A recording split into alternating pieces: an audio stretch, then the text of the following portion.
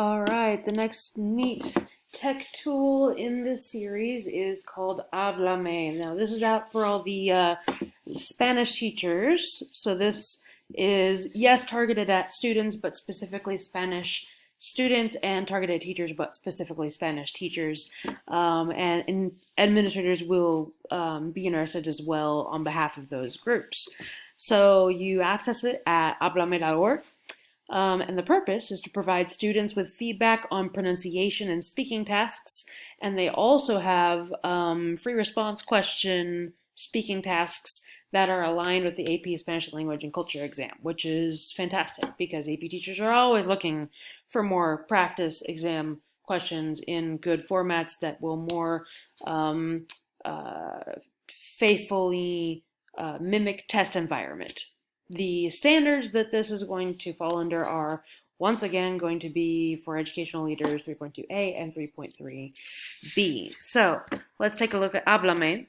I'm not going to look at the interpersonal speaking or presentational speaking questions because they require a code and they really are intended to be either a two-way presentation and require some level of interaction. So I can't really show you those well here without someone to do it with me. What I can show you, however, is something that they have added that I really like that would be useful to students in any class, and that is pronunciation practice. This is neat.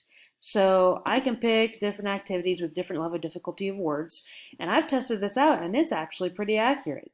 So let's just do activity 1 with easy words. It's going to give me immediate feedback. Añadir. Añadir.